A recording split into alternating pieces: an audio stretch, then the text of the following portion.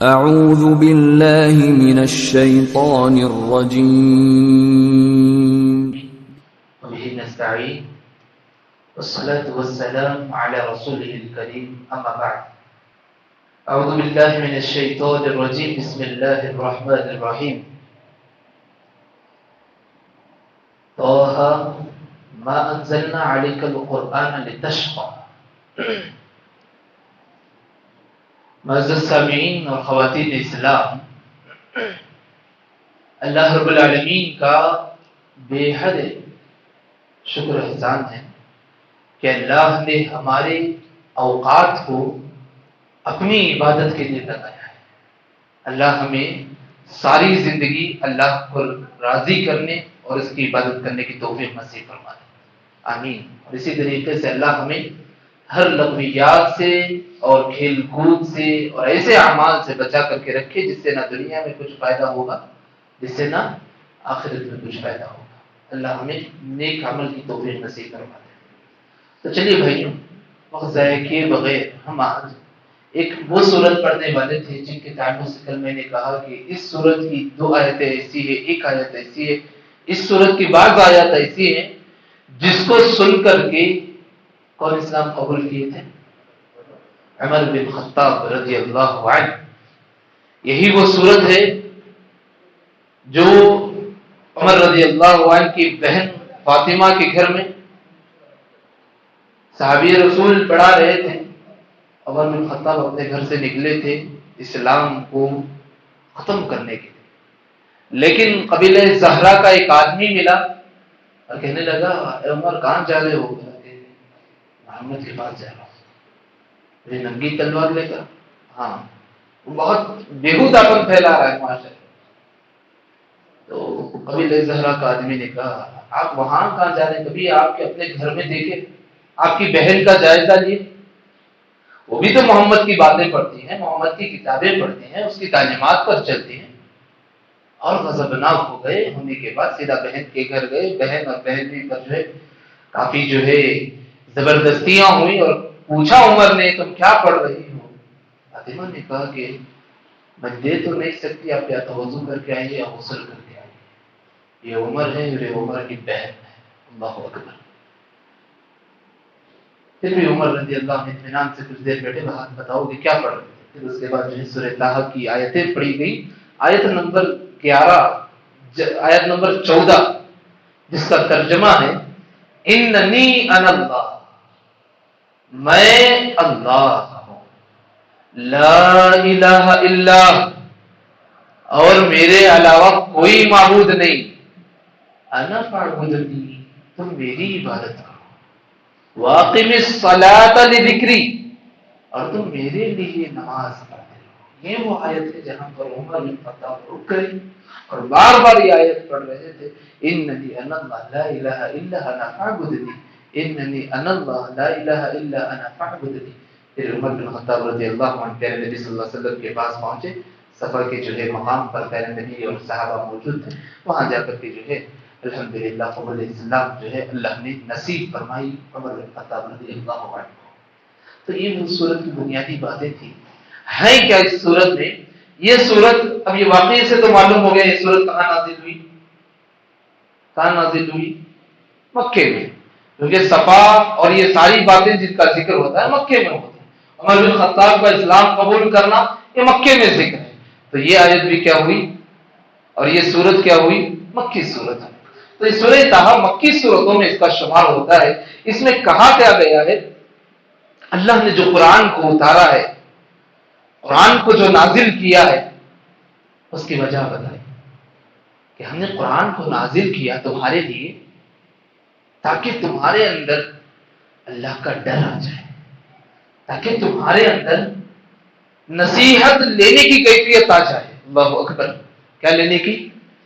نصیحت لینے کی کیفیت۔ بہت بڑی چیز ہے نصیحت لینے کی۔ لوگ اپنی کم علمی پر بہت اتراتے ہیں، گھمنڈ کرتے ہیں، لیکن نصیحت لینا اور علم میں اضافہ کرنا، اپنی اصلاح کرنا، یہ بہت بڑی دولت ہوتی ہے ایک مومن کی۔ اللہ ہمیں نصیحت لینے والا بنا دے، آمین۔ اس کے بعد اللہ نے کہا زمین و آسمان میں جتنی بھی چیزیں ہیں سب اللہ کی ملکیت میں ہیں. ہاں اللہ کی صفات کیا ہے؟ اگر تم چھپ کر کے کوئی بات کہو، لوگوں کے سامنے کوئی بات کہو، یا کہیں تنہائی میں کچھ باتوں کو سوچ لو، اللہ نے کہا وہ باتیں بھی اس کے علم میں ہوتی ہیں، اللہ کے علم میں ہوتی ہیں، اللہ کے علم میں ہوتی ہیں، اللہ کے علم میں ہوتی ہے. اللہ جو چھپی ہوئی باتیں، لوگوں کے دلوں کی باتوں کو بھی جانتا ہے، لیکن لوگوں کی رہنمائی کے لیے اللہ رب العالمین الگ الگ طریقے جو ہے لوگوں کی ہدایت کے لیے نازل کرتے ہیں، جن میں سے ایک ذکر ہوا ہے موسیٰ علیہ السلام کا واقعہ. اس کا موسیٰ علیہ السلام ہے کیا واقعہ؟ موسیٰ علیہ السلام اپنے اہل خانہ کے ساتھ جو ہے واپس ہو رہے تھے اپنے مسکن کی طرف. اللہ نے جو ہے رات کی تاریکی تھی، اندھیرا تھا، اور چلتے چلتے بہت اندھیرا ہو گیا. موسیٰ نے دیکھا کہ فلاں جگہ پر آگ روشن ہے جل رہی. سوچا کہ جا کر کے آگ لے کر آتے ہیں. اپنے جو بیوی تھے اپنے گھر والوں کو کہا کہ تم یہی ٹہر جاؤ، میں جا کر کے اوپر جا کر آگ لے کر کے آتا ہوں. اور جیسے ہی وہاں اوپر جو ہے موسیٰ علیہ السلام چڑھتے ہیں، وہاں سے جو ہے آواز آتی ہے. آواز کیا آتی ہے؟ انی انا ربک، میں تیرا رب ہوں. فاخلع نعلیک، تو اپنے جوتوں کو نکال دے. انک بالوادی المقدس طویٰ، یہ مقدس جگہ ہے جہاں پر تو آیا. اس سے آواز دی جا رہی ہے موسیٰ علیہ السلام کو آواز. اس کے بعد جو ہے اللہ رب العالمین نے موسیٰ علیہ السلام، یہی جو واقعہ ہے جس سے موسیٰ کا لقب کیا ہے؟ کلیم اللہ. موسیٰ کا لقب کلیم اللہ، جس سے اللہ ہم کلام ہوا تھا. اس کے بعد جو ہے موسیٰ علیہ السلام سے کہا گیا اننی انا اللہ، میں اللہ ہوں، لا الہ، اس کے علاوہ کوئی معبود نہیں. موسیٰ کو نصیحت ہو رہی کہ میں اللہ ہوں، اللہ کے علاوہ کوئی معبود نہیں، تو میری عبادت کر. اور اس کے بعد کہا کہ قیامت کا ایک وقت آئے گا جب سب اور ساری دنیا جو ہے ہلاک ہو جائے گی، برباد ہو جائے گی. اس کے بعد موسیٰ علیہ السلام جو ہے کھڑے رہے. موسیٰ علیہ السلام کو ایک بڑی تعلیم کیا دی گئی کہ کبھی خواہشات کی پیروی مت کرنا. اس کی خواہشات کی. اور اللہ نے حکم دیا کہ جو جو وحی نازل کی جاتی اس کی پیروی کی جائے. ہاں موسیٰ علیہ السلام جو ہے کھڑے تھے، یہ ہم کلامی ہو رہی تھی. اللہ نے کہا تیرے ہاتھ میں جو ہے، سیدھے ہاتھ میں جو پکڑا ہوا ہے اس کو زمین پہ ڈال.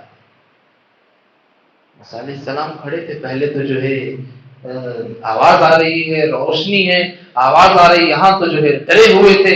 اور یہ حکم بھی ہو گیا کہ تیرے ہاتھ میں جو ہے اس کو پھینک دے. موسیٰ علیہ السلام جو ہے پھینک دے. جیسے ہی وہ پھینکے، ایک جو ہے حرکت کرنے والا چھوٹا سا سانپ، بڑا نہیں چھوٹا سانپ بن کر کے حرکت کرنے. موسیٰ علیہ السلام ڈر گئے. موسیٰ علیہ السلام ڈر گئے. اور پھر کہا گیا اللہ ڈرنے کی کوئی بات نہیں، ڈرنے کی کوئی بات نہیں. فَإِذَا حَيَّةٌ تَسْعَىٰ، چھوٹا سا سانپ ہے، حیا بولتے ہیں سانپ کے بچے کو، سپولے کو. چھوٹا سا سانپ ہے جو حرکت کر رہا ہے. اے موسیٰ اس لاٹھی کو اٹھا لے، لا تخف، تو ہرگز مت ڈر. ایک بات ہوگی. دوسری بات، اس کے بعد اللہ نے کہا تم اپنے ہاتھ کو جو ہے گریبان میں ڈالو، اور جیسے ہی ہاتھ نکلے گا روشن اور چمکدار ہوگا. کیا ہوگا؟ چمکدار ہوگا. اب یہ دو چیزیں اللہ نے موسیٰ کو معجزے کے طور پر دیے.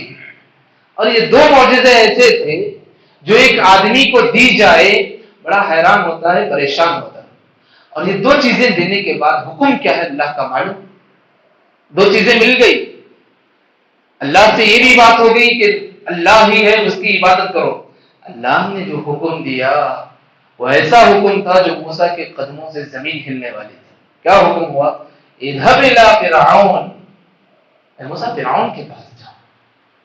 فرعون کون؟ جن کی بادشاہت میں موسیٰ بڑے ہوئے اور ایک چھوٹے سے جرم کی وجہ سے شہر چھوڑ کر کے باہر نکل گئے تھے. کہا کہ فرعون کے پاس جاؤ. اللہ اکبر. دیکھو بھائی، ہم اور آپ ہوتے اور دوسرے بھی ہوتے، بڑی عجیب کیفیت ہوتی.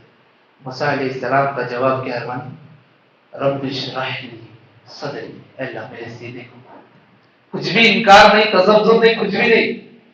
کیا ہے سیدھا؟ رب اشرح لی، اے اللہ میرے سینے کو کھول، ویسر لی امری، یہ معاملہ بہت عجیب ہے، میرے لیے آسانی نصیب فرما دے، واحلل عقدۃ من لسانی، میری زبان میں حلاوت بنا دے، مٹھاس پیدا کر دے، یفقہوا قولی، اس کو وہ بات سمجھا دے جو میں بولنا چاہتا ہوں، میں جو بولنا چاہتا ہوں اس کے دماغوں میں بٹھا دے. وجعل لی وزیرا، میرے لیے ایک ساتھی بنا دے اللہ، جو میرے گھرانوں میں سے، خاندان میں سے. اور کون ہو؟ کس کا انتخاب کیے موسیٰ علیہ السلام نے؟ کس کا؟ ہارون علیہ السلام. ہارون اخی، کہ میرا بھائی ہارون ہے، اس کو میرے ساتھ میں لگا تاکہ مجھے بھی تھوڑی ہمت بھی مل جائے گی. یہ جیسے ہی موسیٰ علیہ السلام نے کہا، بھائی اس میں ہمارے لیے ایک سبق کیا ہے کہ دیکھو دین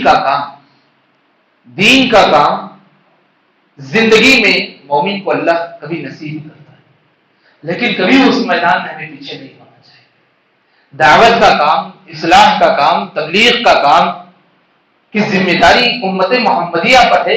اللہ نے موقع دیا تو ہمیں کوشش کرنی ہے، اللہ سے دعا کریں اور علم کے روشنی میں دعوت دینے کی کوشش ہمیں کرنی چاہیے. اللہ ہمیں دعوت اللہ کی توفیق نصیب فرما دے. اس کے بعد گئے، جانے کے بعد جو ہے فرعون کے دربار میں گئے. تقریباً جو ہے ساری باتیں ہونے کے بعد یہ سارے معجزے موسیٰ علیہ السلام نے دکھانے کے بعد، اور فرعون جو ہے فرعون ہی تھا، اور مذاق میں لینے لگا ساری باتیں اور کہنے لگا یہ دونوں جادوگری دکھا کر کے ہمیں ہماری زمین سے نکالنا چاہتے ہیں، یہ دونوں زمین سے نکالنا چاہتے ہیں جادوگری کر کے. آؤ تم واقعی میں جادوگر ہے تو ایک دن ہم مقرر کر لیتے ہیں، وہ دن ہم سب جمع ہو جائیں گے اور جمع ہو کر کے ہم کیا کریں گے، تم اپنی جادوگری دکھاؤ، ہم ہمارے جادوگروں کو بھیجیں گے. اللہ اکبر. جادوگری کی یہاں پر جو ہے وحی کی بات ہوئی، وہاں ہنر کی بات کر رہا ہے. یہاں وحی کی بات ہو رہی تھی، وہاں وہ ہنر کی بات کر رہا ہے. یہاں جو ہے اللہ کی طرف بلانے کی بات ہو رہی تھی، وہاں پر وہ طاغوت کی بات کر رہا تھا. چلو موسیٰ علیہ السلام وہاں بھی تیار ہو گئے، خاموش ہو گئے. اس کے بعد جو ہے سارے جو ہے جادوگر ایک دن جمع کیا گیا. جمع کرنے کے بعد جو ہے سارے جو ہے جادوگری دکھائے. موسیٰ بھی اپنی لاٹھی کو ڈال دیے. ڈالنے کے بعد سارے جادوگروں کی جادوگری جو ہے پوری کی پوری ٹھپ پڑ گئی. موسیٰ علیہ السلام کے جو عصا کی حرکت اور اس سام کو دیکھ کر کے سارے جادوگر جو ہے کہنے لگے کہ میں موسیٰ اور ہارون کے رب پر ایمان لے کر آتا ہوں. دیکھو بھائی اس میں ایک بات کیا ہے، پروگرام آرگنائز کرنے والا فرعون، ترتیب بنانے والا فرعون اور اس کے درباری کوشش کرنے والے، لیکن پورے گاؤں والے جمع تھے اس دن. لیکن یاد رکھو اللہ جسے جس وقت جس موقع پر جیسے ہدایت دینا اس وقت دیتا ہے. پوری ترتیب ان کی، لیکن کام کیا ہو گیا، اللہ کا پیغام سب کے سامنے آ گیا، اللہ کا حکم سب کے سامنے آ گیا. یاد رکھو بھائی، جتنے دشمنانہ اسلام کوششیں کرتے ہیں، ضروری نہیں کہ ان کی کوششیں صرف ان کا ہی جو ہے کام تمام کر دے. بعض ان کی کوششیں ایسی ہوتی ہیں جن کی وجہ سے اسلام کا جھنڈا جو ہے سر بلند ہوتا ہے. کبھی ایسے بڑے بڑے کام ہو جاتے ہیں جو سازش کے طور پر کرتے ہیں، لیکن حقیقت میں وہ سازش خود ان کے حق میں مکر بن کر کے رہ جاتی ہے. کبھی یاد رکھو اللہ رب العالمین کی معیت ایمان والوں کے ساتھ ہوتی ہے. ہمارا ایمان ہے، کمزور نہیں بننا ہے، بزدل نہیں بننا ہے، ہمارا ایمان ہونا ہے. فرعون کے دربار میں ایسے مزہ، ایسی بے عزتی کہ جس کو فرعون بلایا ہے وہ خود موسیٰ اور ہارون کے بات میں آ گئے. جس کو بلایا ہے مقابلے کے لیے میدان میں وہ خود موسیٰ اور ہارون کے بات میں آ گئے. اور یاد رکھو مومن کبھی گھبراتا نہیں ہے. فرعون نے حکم دیا یہ لوگ اگر نہیں پھریں گے تو ہم ان کو سزا کیا دیں گے. مان کیا سزا دیں گے؟ ایک ہاتھ ادھر کا ایک پیر. آدمی کیا کر سکتا ہے، ایک ہاتھ چلا جائے دوسرا ادھر کا پیر کٹ جائے. تاکہ جتنے ہی اس کی بات سے نہیں پھریں گے کہہ دیجئے میری طرف سے سزا کیا ہے، ایک ہاتھ کاٹ دیا جائے گا، دوسری جانب کا دوسرا، ایک طرف کا نہیں، دو بھی، ایک سیدھا تو دوسرا دائیں، دوسرا دایا تو ایک جو ہے بائیں. تو اس طریقے سے سزا سنائی. لیکن اللہ کے نیک بندے جو تھے اپنی زبان سے کہنے لگے آمنا بربنا لیغفر لنا خطایانا، ہم ایمان لا لیے ہمارے رب پر، وہ ہمارے گناہوں کو معاف فرما دے گا. لیکن یہ جادوگری اور اس سزا سے ڈر کر کے ہم منہ پھیرنے والے نہیں ہیں، منہ پھیرنے والے نہیں. اللہ خیر وابقا، اللہ جو ہے خیر کا فیصلہ کرنے والا ہے، وہی ہمیشہ باقی ہے. اس کے بعد جو ہے ساری کاروائی ہوئی کہ موسیٰ علیہ السلام کو اللہ نے حکم دیا جتنے لوگ ایمان لائے ہیں لے کر کے رات جو ہے نکل جاؤ. نکلنے کے بعد وہاں سے فرعونی جو ہے تمہارا پیچھا کریں گے. وہاں سے جو ہے انہیں جو ہے مصر کی سرزمین کے باہر جو ہے انہیں جگہ دی گئی، حکومت دی گئی. اور حکومت جیسے ہی بنی اسرائیل کو ملی وہاں سے وہ اپنے تماشے شروع کیے. جیسے کہ سورہ بقرہ میں ہم تفصیل سے پڑھے، آل عمران میں تفصیل سے پڑھے. ان میں سے ایک بات اللہ نے یہاں ذکر کی، وہ اللہ کی نعمتوں کا انکار کرنے لگے. یہاں تک کہ ایک سامری جو آدمی تھا اس نے ایک بچڑے کو کیا جو ہے بنا دیا، اس کی عبادت میں لگ گئے. اور موسیٰ علیہ السلام اس دوران وہاں موجود نہیں تھے. کون تھے وہاں موجود؟ ہارون علیہ السلام قوم والوں کی طرف. موسیٰ علیہ السلام کو علم ہوا، جیسے ہی اپنے مقام کو آئے دیکھا کہ یہ لوگ اللہ کو چھوڑ کر کے بچڑے کی عبادت کر رہے ہیں. موسیٰ تھے بڑے غضبناک ہوئے. کہا یا ہارون ما منعک، کس چیز نے تجھے روکا؟ اذ رأیتم ضلوا، سارے لوگ گمراہی کر رہے تو خاموش بیٹھا. ہارون علیہ السلام خاموش ہے. قال بتاؤ کیا ہوا؟ ہارون کہتے ہیں یا ابن لم، اے میرے بھائی، لا تأخذ بلحیتی، میری داڑھی چھوڑ دے، میرے بال کو چھوڑ دے، مت پکڑ. میں نے انہیں جو ہے اللہ سے ڈرنے کے لیے تعلیم دی. اتنی زبردستی سے موسیٰ نے داڑھی پکڑ. بتا تو کیا کر رہا تھا؟ پوری قوم شرک کر رہی تھی، بچڑے کی پوجا کر رہی تھی، تو کیا کر رہا؟ موسیٰ علیہ السلام سے معذرت کرنے لگے ہارون، کہنے لگے میں تو بہت کوشش کر رہا تھا، لیکن انی خشیت، میں ڈر رہا تھا کہ بنی اسرائیل میں آپس میں لوگ اختلاف نہ ہو جائے. یہ ڈر سے جو ہے میں جو ہے زیادہ جو ہے ان پر زور نہیں دیا. موسیٰ علیہ السلام آئے سیدھا سامری کے پاس. تیرا مسئلہ کیا ہے؟ کہا کہ یہ جو بچڑا ہے. کہا کہ تم مساس ایک بیماری کا نام ہے، تجھے مساس بیماری لائق ہوگی اسی میں تم مرے گا. آخر کار اسی بیماری میں وہ مرا بھی. لوگ الحمدللہ بقیہ بنی اسرائیل ہدایت پر آئے، پھر توبہ کر کے جو ہے اللہ کی عبادت میں لگ گئے. بھائیوں، یہ موسیٰ علیہ السلام کے واقعہ ہے. جو چند دن ایک نبی وہاں سے گزرا، قوم والے ایک بچڑے کی عبادت کی. آج ہمارے سماج میں، ہمارے برادران اسلام میں کئی غیر معبود جو حقیقت میں معبود نہیں، ان کی عبادت ہوتی. کبھی زندگی میں ایک دن ہمیں وہ ہماری عصبیت جاگ اٹھی جو موسیٰ کی جاگی تھی. لوگ کر کیا رہے؟ اتنے نادان، اتنے بھولے، اتنے پاگل کہ اپنے معبود کو چھوڑ کر کے دوسروں کی پوجا کر. کبھی زندگی میں ایک دن تک ہماری ایمانی عصبیت اور ایمانی جذبہ جاگا ہمارا کہ اللہ تو سب کا رب ہے، میں بھی اللہ کی عبادت کر رہا ہوں، ہم بھی اللہ کی عبادت کر رہے ہیں، لیکن یہ لوگوں کے عقلوں کو ہوا کیا ہے جو ہے اللہ کو چھوڑ کر کے دوسرے کی عبادت کر رہا ہے. یہ فکر ایک داعی کی ہوتی ہے. اور امت محمدیہ کا ہر فرد کیا ہے؟ داعی ہے، بھولنا نہیں ہے، داعی ہے. اسی لیے جو ہے پیارے نبی نے کہا بلغوا عنی ولو آیا. اس کے بعد قیامت کی کچھ ہولناکیاں بتائے.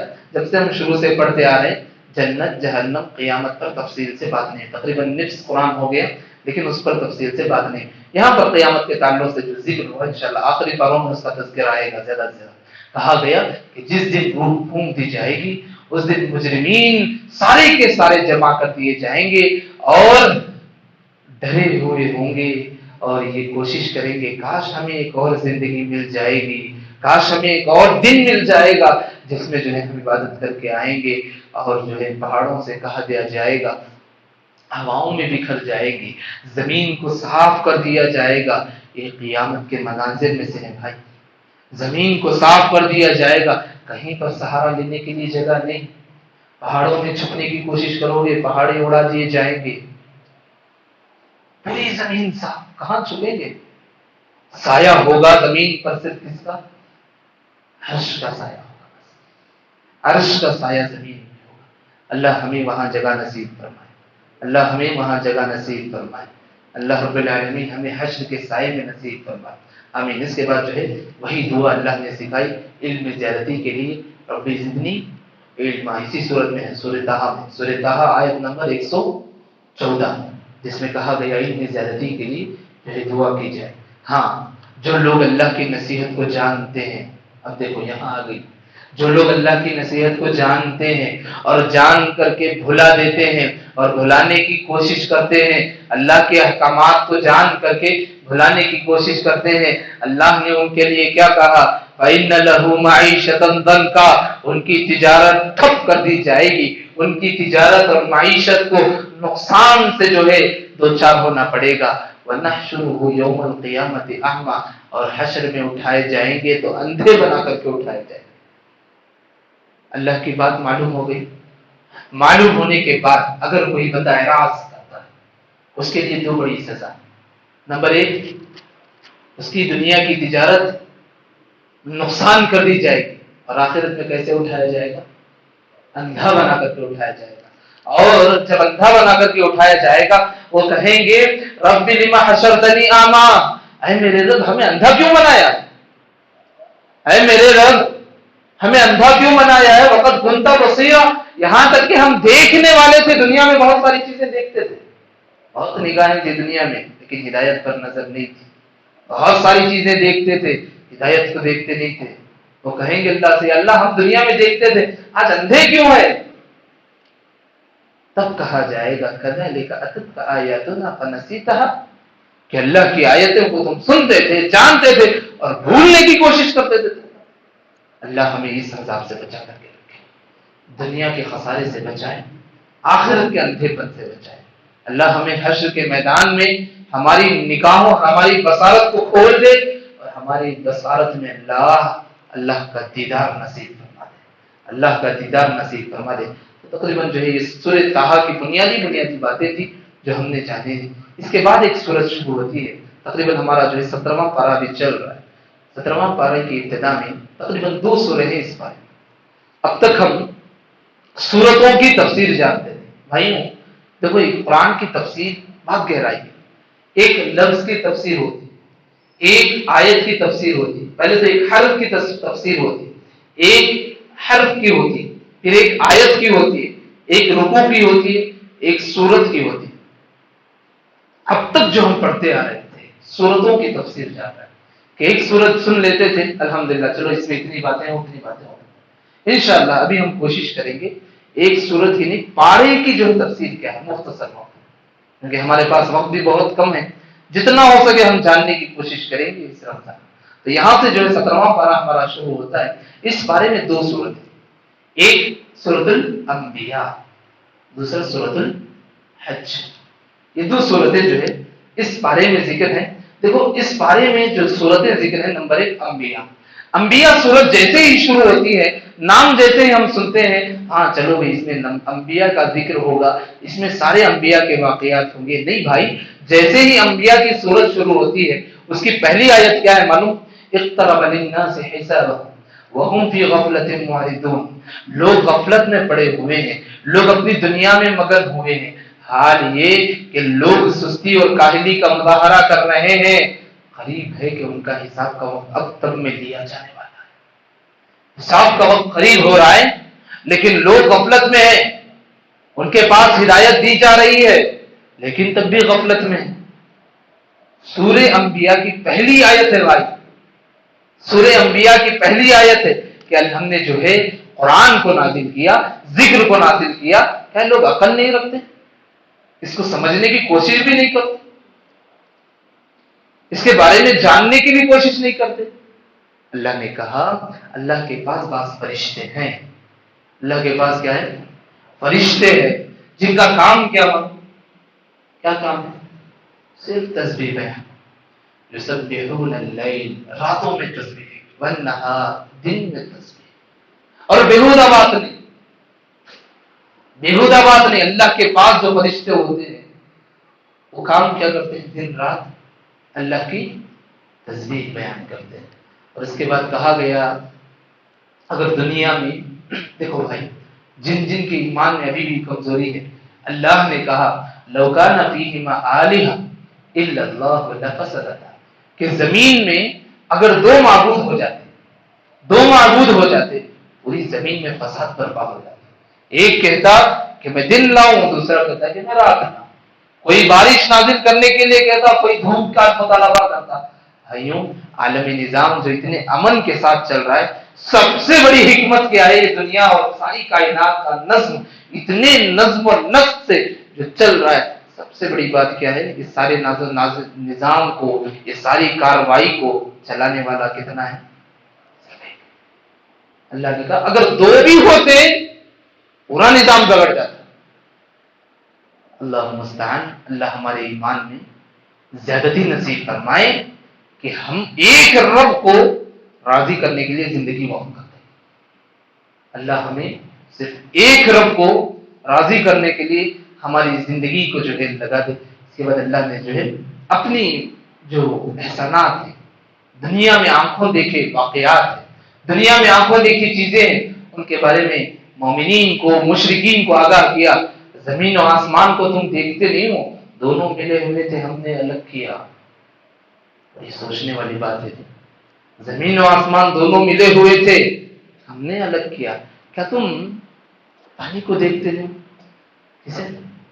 पानी रोजमर्रा इस्तेमाल होने वाली चीज। पानी क्या है कि हर जिंदा चीज जो वजूद में आई पानी से वजूद में, इससे वजूद में। इतनी बड़ी बात काफी है कि हम हमारा ईमान बार बार जो है हम तजदीद करते हैं कि हमें पानी से पैदा हो, पानी से हमारा वजूद हुआ। कितना करम वाला, कितनी बड़ी जात है अल्लाह। इसके बाद अल्लाह ने कहा तुम्हारी जिंदगी चल रही है, चलेगी, लेकिन याद रखो कुल्लु नफ्सिन दाइक़ातुल मौत, एक ना एक दिन तुम्हें मरना जरूरी है। दुनिया ही सब कुछ नहीं है, क्या करना है? मरना जरूरी है। इसीलिए मरने से पहले जो है हमें अल्लाह मरने की तैयारी करने की तौफीक नसीब फरमाए। जब मर जाएंगे, अल्लाह ने कहा वमनज़अल मवाज़ीन, तराजू लाए जाएंगे, तराजू पेश किए जाएंगे। कैसा तराजू? अल क़िस्त, बराबर तोलेंगे उस तराजू में। माहौल कैसा रहेगा? यौमिल क़ियामा, सारे लोग खड़े हुए होंगे, सारे लोग खड़े हुए होंगे। अला तुज़लमु नफ्सुन शैआ, थोड़ा भी जुल्म नहीं किया जाएगा, सेटलमेंट नहीं किया जाएगा, कुछ भी जुल्म नहीं होगा, इंसाफ से फैसला किया जाए। यहाँ हमारे मामले में बहुत जगहों पर हम सेटलमेंट कर लेते, हमारी मर्जी से जो है हालात, माहौल, फैसलों को बदल लेते। अल्लाह ने कहा तराजू लाया जाएगा, सारे लोग खड़े होकर के देखेंगे, जर्रा बराबर भी जुल्म नहीं किया जाएगा। अल्लाह अकबर। अल्लाह हमारे लिए कामयाबी नसीब फरमाए, अल्लाह हमारे लिए खैर का फैसला नसीब फरमा दे। इसके बाद अल्लाह ने इब्राहिम अलैहिस्सलाम का वाक़या जिक्र होगा। ये सूरह अंबिया, यहाँ से 2-4 अंबिया जैसे इब्राहिम अलैहिस्सलाम है, सुलेमान अलैहिस्सलाम है, अय्यूब अलैहिस्सलाम है, यूनुस अलैहिस्सलाम है, तकरीबन इन नबियों का यहाँ तज़किरा हुआ। इब्राहिम अलैहिस्सलाम का तज़किरा किया, जैसा कि इससे पहले के दर्स में भी हमने जाना। अपने बाप को दावत दी कि आलिहा, जितने पुताने माबूद बातिला है, इनकी इबादत ना करो। और जब कौम वालों को भी दावत दी, कौम वालों को भी इब्राहिम अलैहिस्सलाम ने दावत दी, कौम वाले इनकार किया। लेकिन एक त्योहार का वक्त हुआ जब सारे कौम वाले बाहर निकल गए। इब्राहिम अलैहिस्सलाम, अल्लाह अकबर, क्या जज्बे वाला काम था। देखो भाई, एक जज्बे वाला काम था, लेकिन हम जोश में आकर के करना नहीं, हालात को देखना है, हिकमत को देखना है, तकाज़ों को देखना है। अल्लाह रब्बुल आलमीन ने इब्राहिम अलैहिस्सलाम को वो जुर्अत, वो हिम्मत दी कि कौम वाले जैसे ही बाहर निकले, वहां गए उनके मंदिर पर, सारी मूर्तियों को जो है एक रास्ते में लगा दिए और कुल्हाड़ी जो है बड़ी मूर्ति के कंधे में लटका करके अपने घर आ गए। जब गांव वाले वापस आए, देखे क्या मसला है, देखे कि पूरे माबूदाने बातें ना गिरे पड़े, बातें करने लगे। किसने किया? किसी ने कहा कि हम सुनते थे इब्राहिम इनको बुरा भला कहता था, शायद वो हो सकता है। देखो जी, शैतान हर जगह एक दाई के पीछे लगा रहता है, कभी भी कहीं भी उसके असरात भी ना मिले, लेकिन शैतान ये कोशिश करता है कि दाई को जो है जलील और रुस्वा करे। वहां पर कोई दलील मौजूद नहीं थी, विटनेस कोई मौजूद नहीं था, लेकिन लोगों के ख्यालात देखो गए सीधा इब्राहिम के पास, कहे कि तुमने हमारे माबूदान के साथ क्या किया, کیا کیا؟ پورے توڑ دیے. کس نے کیا؟ کہا جاؤ ان میں کا جو بڑا ہے ان میں سے پوچھ. فَاسْأَلُوهُمْ إِنْ كَانُوا يَنْطِقُونَ. اگر اس کے اندر بولنے کی طاقت ہے تو ہمت ہے تو حقیقت اگلواؤ اس کی زبان سے. جو بڑی مورتی رکھی ہوئی تھی، ارے لوگ پریشان ہوئے، کیسی باتیں کر رہا ہے، اس سے کیسے ہم بلوا سکتے ہیں؟ ابراہیم نے کہا جب تم اس سے بلوا نہیں سکتے، جب وہ بات نہیں کر سکتا، تمہاری دعائیں کیا قبول کرے گا؟ قوم والے بہت غصہ. ایک تو بادشاہ پیچھے پڑا ہوا تھا، کہا کہ اعلان کر دو کہ ابراہیم کو ابھی آگ میں ڈالنا تاکہ سارے لوگ جان جائے یہ ہمارے معبود کے ساتھ جو ہے غلط حرکت کرتا ہے. اللہ اکبر. ابراہیم علیہ السلام کا ایمان دیکھیے، خاموش رہے اور کہنے لگے لِمَ تَعْبُدُونَ مِن دُونِ اللَّهِ. اللہ کو چھوڑ کر کے تم عبادت کیوں کرتے ہو دوسروں کی؟ اللہ کی عبادت کرو نا. قوم والے کہے حَرِّقُوهُ، آگ کو اور گرم کرو. وَانْصُرُوا آلِهَتَكُمْ، یہ آگ کو جو ہم گرم کر رہے ہیں، محنت کر رہے ہیں، لکڑیوں کو جما رہے ہیں، کس کے لیے؟ اپنے لیے نہیں، ہمارے معبودوں کی مدد کے لیے ہم کر رہے ہیں. کتنے اچھے والنٹر ہیں. ہمارے معبودان باطلہ کی مدد کے لیے ہم کر رہے ہیں. ان کنتم فاعلین، اگر آپ لوگ بھی تیار ہیں تو چلو آپ کو گرم کرو. کیا کریں گے لوگ؟ ہو بھائی یہ کام بہت اچھا ہے، سب مل کر کے سب جلانے میں لگ گئے. اٹھا کر کے آگ میں ڈالا گیا. اللہ اکبر. یہاں بھی مشرکین ذلیل و رسوا ہوئے. آگ سے کہا گیا یا نار کونی بردا وسلاما علی ابراہیم، اے آگ تو ابراہیم کے لیے سلامتی والی ہو جا، ٹھنڈی ہو جا. اللہ اکبر. معنی رکھنے والی عبارت ہے جی. آگ تو ٹھنڈی ہو جا، اتنی بھی ٹھنڈی نہیں کہ ابراہیم جو ہے ٹھنڈ سے جو ہے کانپنے لگے. بردا وسلاما، سلامتی والی.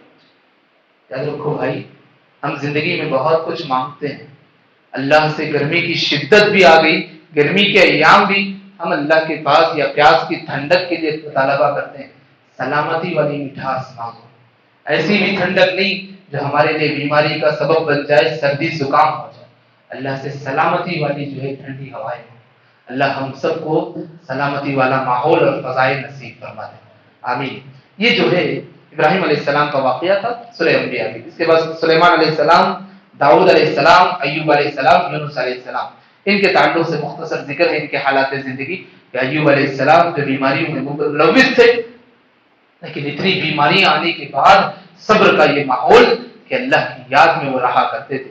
اسماعیل، ادریس، ذوالکفل سب کے سب اللہ کے نیک بندے تھے. یونس یہ بھی اللہ کا نیک بندہ تھا، مچھلی کے پیٹ میں چلا گیا پھر بھی کس کو یاد کر رہا ہے؟ اللہ کو یاد کر رہا ہے، اللہ کو یاد کر رہا ہے. زکریا یہ کیسے بندے؟ یہ بھی نیک بندے. ان کی زندگی میں بھی کچھ مسائل آئے، اپنے رب سے دعا کی یا اللہ میرے لیے نیک اولاد نصیب فرما دے. بھائیو یہ انبیاء کا مختصر سورۃ الانبیاء کے سارے نبیوں کا ذکر ہوا. آخر میں ذکر ہو رہا ہے آخری امت. کون سی امت؟ آخری امت امت محمدیہ. ان کے اب ذکر ہوتے ہی کہا گیا ان هذه امتکم امۃ واحدہ، تمہاری امت ایک امت رہے گی، اس میں اختلاف انتشار نہیں کرنا ہے. وانا ربکم فاعبدون، ایک رب ہے اس کی عبادت کے لیے سب مل جائے. توحید پر مل سکتے ہیں سب لوگ. اپنے اختلافات الگ، اپنے نظریات الگ، اپنے دلائل الگ، اپنی سوچ الگ، لیکن کم سے کم ایک اللہ کو ہم مان رہے، اپنی نفرتیں ختم کر کے مل سکتے ہیں. اپنے کاروبار الگ ہو سکتا ہے، کاروبار میں دونوں ایک جیسے ہوں، یہ بھی ہمارے لیے وہ بھی ہمارے لیے مقابلہ ہو سکتا ہے.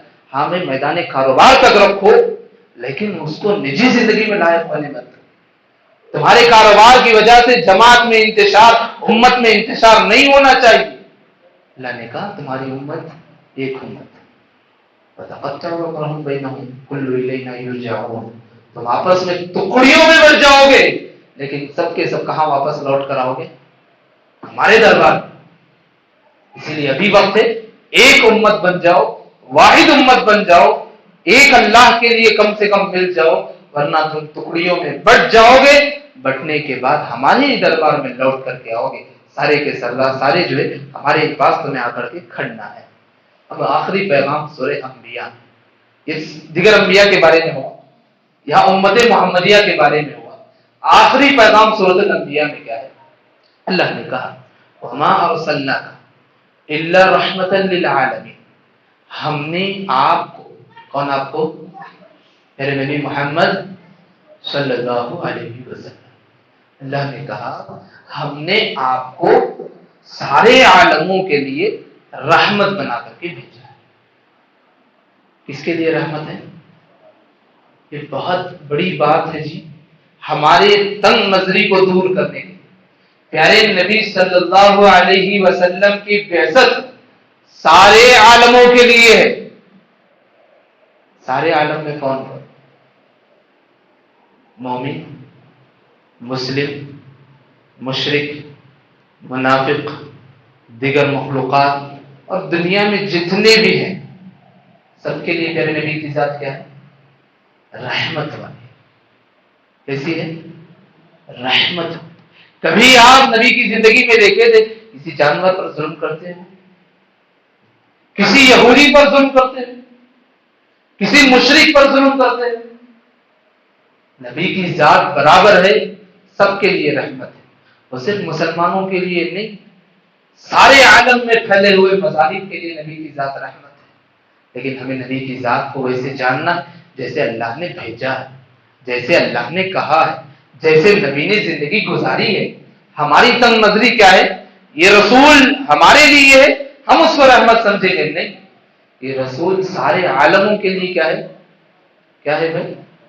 رحمت ہے، سارے عالموں کے لیے بھی رحمت۔ اللہ رب العالمین ان لوگوں کو صحیح سمجھ نصیب فرمائے جو پیارے نبی کو وہ اپنا دشمن سمجھے۔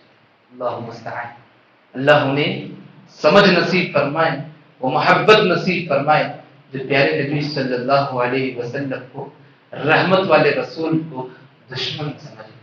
اللہ صحیح معنوں میں نبی کریم صلی اللہ علیہ وسلم کی تصویر ان کی نگاہوں کے سامنے لائے، ان کی زندگی کو جاننے کے اللہ ہمیں توفیق نصیب فرمائے، اور اللہ رب العالمین ان کے دلوں میں پیارے نبی صلی اللہ علیہ وسلم کی محبت کو ڈال دے۔ اور یاد رکھنا چاہیے کہ جب کبھی جہاں بھی یہ ذکر ہوتا ہے کہ نبی صرف مسلمانوں کا ہے، ہمیں جواب دینا ہے نبی کس کا ہے؟ ساری دنیا والوں کا ہے، صرف مسلمانوں کا نہیں۔ کس کا ہے؟ ساری دنیا والوں کا ہے۔ تب بولیں گے، تب وہ پڑھنے کی کوشش کریں گے، تب جانیں ہمارے لیے کیسا بھی نبی ہو، تب جانیں گے، تب ہی ہماری دعوت ہے۔ اللہ رب العالمین ہمیں صحیح سمجھ نصیب فرمائے، صحیح دعوت کے طریقے کو اپنانے کی توفیق نصیب فرمائے۔ تقریباً اقترب للناس سورۃ الانبیاء ہوا، انشاءاللہ سورۃ الحج اور اس کے آگے کی صورت انشاءاللہ ہم کل کے درس میں پڑھیں گے۔ اللہ رب العالمین جو ہم پڑھے ہوئے ہیں، جو جانے ہوئے ہیں، اللہ اس علم کی حفاظت کرنے کے ہمیں توفیق نصیب فرمائے۔ اللہ ہمیں صحیح سمجھ نصیب فرمائے، اللہ ہمیں صحیح تفقہ نصیب فرمائے، اللہ ہمیں صحیح علم نصیب فرمائے، اور جانے ہوئے اعمال پر، جانے ہوئے علم پر اللہ ہمیں عمل کرنے کی توفیق نصیب فرمائے۔ آمین یا رب العالمین۔ سبحانک اللہم وبحمدک، اشہد ان لا الہ الا انت، استغفرک واتوب الیک۔